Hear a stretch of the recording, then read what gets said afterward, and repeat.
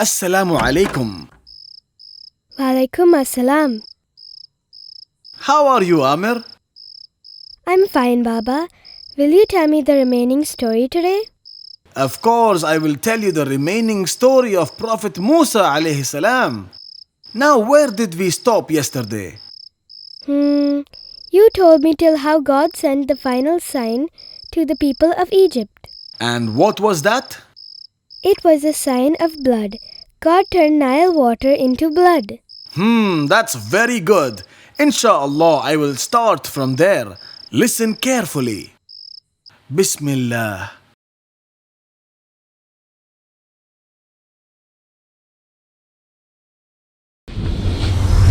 The Egyptians refused to believe in Allah in spite of the miracles that Musa alayhi salam performed. God sent his punishments repeatedly, and the people would appeal to Musa alayhi salam, promising to release Israelites. But time and again they broke their promises. Finally, God withdrew his mercy and gave order for Musa to lead his people out of Egypt. The people carried their jewels and their other belongings with them. This mass migration was later known as Exodus. In the darkness of the night, the Prophet led his people towards the Red Sea. By now, Pharaoh realized that the Israelites had left the city. He got really angry and he assembled an army to follow and capture the Israelites. By early morning, the Israelites had reached the Red Sea. When the Prophet looked back, he could see the army getting closer and closer. He realized that they were soon going to get trapped. In front of them was the Red Sea, and to their back was Pharaoh's army. Fear and panic began to spread through the people. Musa alayhi salam walked towards the edge of the Red Sea and looked out at the horizon.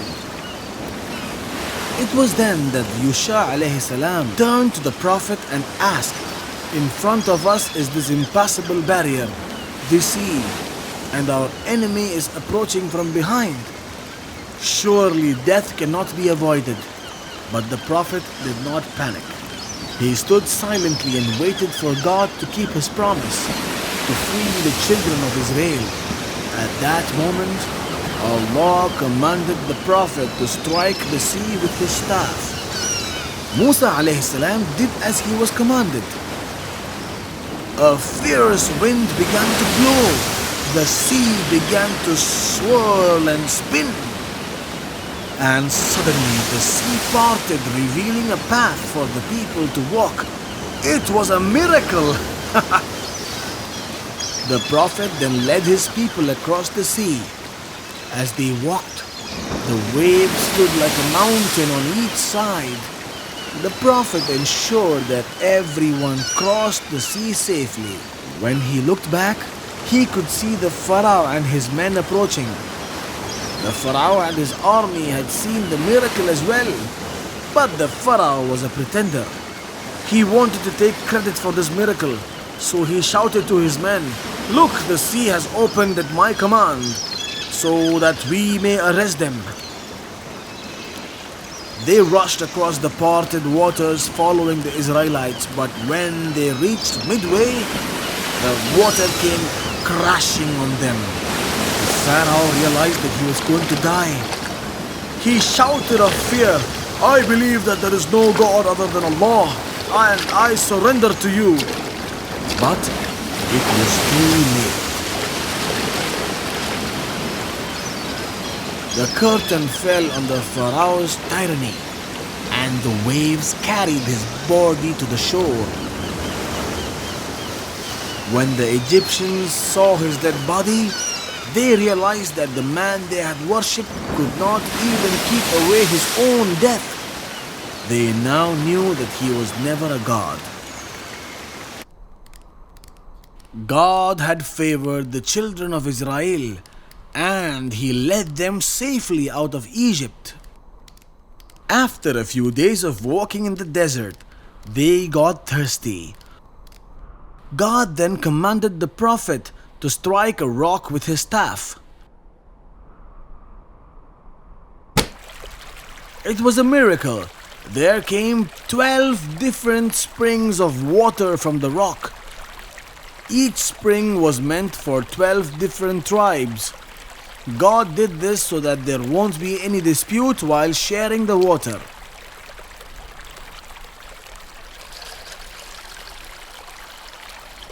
God also sent clouds to protect them from the scorching sun. And when they were hungry, He sent a special delicious food called manna.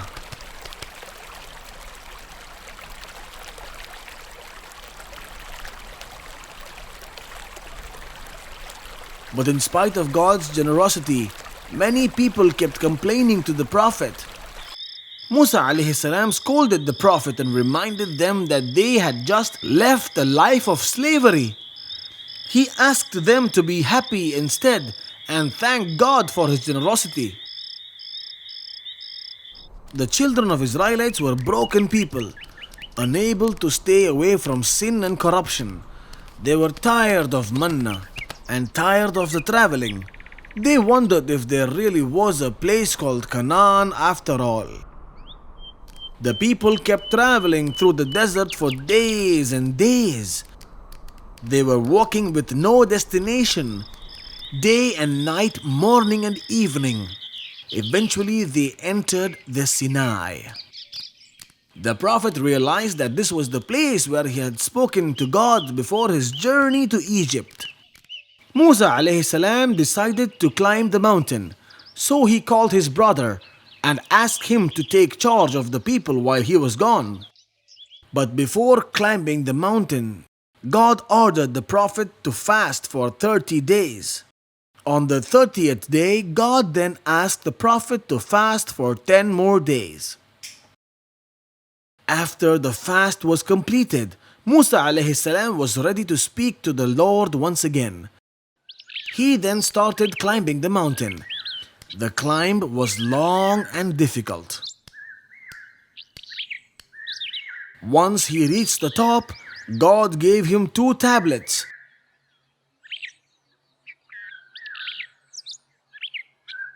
In which the special laws to govern the Israelites were written.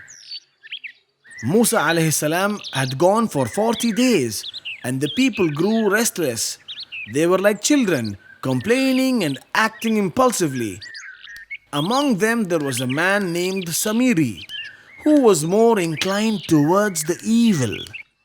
He suggested that they needed another guide, and he told them that the Prophet had deserted them. In order to find true guidance, you need a true God, he shouted to the Israelites. I shall provide you one. He started collecting all their jewelry at first. Then he dug a hole on the ground in which he placed a lot and put all the jewelry inside. Then he lit a fire. Samiri then made a golden calf out of the molten metal. It was as if they had succeeded in making a god. Harun alayhi salam, the brother of the Prophet, was afraid to stand up to the people at first. But when he saw the idol, he spoke up. You are committing a grave sin, he shouted to them. He warned them of the consequences for their actions. We shall stop worshipping this God only when Musa returns, they replied. Those who remained true to their belief separated themselves from the idol worshippers. They stood along with Harun alayhi salam. When Musa alayhi salam returned, he saw his people dancing around the idol. His heart was filled with shame and anger now. He threw the tablets to the ground in his anger. He then tugged Harun's beard and his hair, crying, What held you back when you saw them doing this? Why did you not fight them? O son of my mother, let go of my beard. They were about to kill me. The Prophet understood Harun's helplessness, and he began to handle the situation calmly and wisely. He called Samiri and said, Get away from here. You shall live the rest of your life alone. The Prophet sent him to exile forever. He knew that God was going to punish them for worshipping the idol. So he chose 70 seniors from each tribe and ordered them, rush towards Allah and repent for what you have done. He then started climbing Mount Sinai with the 70 elders. Once they reached the top, the Prophet asked the elders to wait for him, and he walked ahead. There he started communicating with God.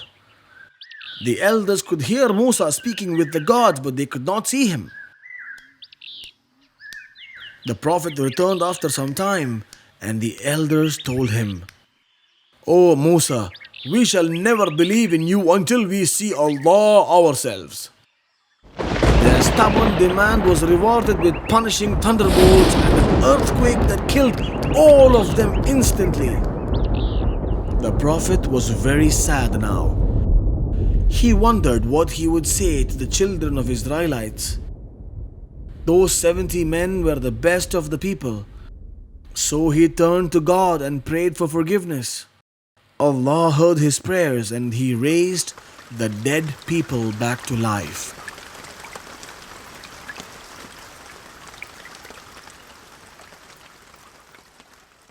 The children of Israel wandered in the desert for many years. The Prophet suffered greatly because of the ignorance of his people. He suffered everything for the sake of his people. God never let them reach the promised land because of the sins committed by the Israelites. After a few years, Prophet Harun alayhi salam died while they were wandering in the desert. When the time of death for Musa alayhi salam arrived, the angel of death was sent to the Prophet. When the angel came to the Prophet, he slapped him on the eye. The angel returned to Lord and said, "You had sent me to a slave who didn't want to die." Then Allah said, "Return to him now. When you meet him, ask him to put his hand on the back of an ox. Tell him that for every hair that comes under his arm, he will be granted 1 year of life." The angel returned to the Prophet and gave him Allah's message. "What will happen after that?" "Death," said the angel. "Then let it come now," replied the Prophet. The Prophet then requested Allah to let him die close to the Holy Land so that he could at least see it from a distance. Allah granted his request and he died shortly after. Prophet Musa alayhi salam, the one to whom Allah spoke directly, met his death with a contented soul and a faithful heart. MashaAllah, that was such an amazing story. The story of Prophet Musa alayhi salam was really inspiring, wasn't it? Yes, it was, Baba. Now shall I start asking you a few questions? Why did the Prophet leave Egypt along with the Israelites? The Egyptians never heeded the Prophet's request to free the Israelites, in spite of the miracles he performed. That's why he had to leave Egypt. How did the Pharaoh die? God parted the Red Sea for the Prophet and the Israelites. But when the Pharaoh entered the river, the water came crashing down on him. Very good, my son. Now tell me what was written on the tablets that God gave the Prophet. God gave him 2 tablets in which the special laws to govern the Israelites were written. MashaAllah, that was the right answer. That's all for today, my son. I will tell you another story tomorrow. Good night, my son. Good night, Baba.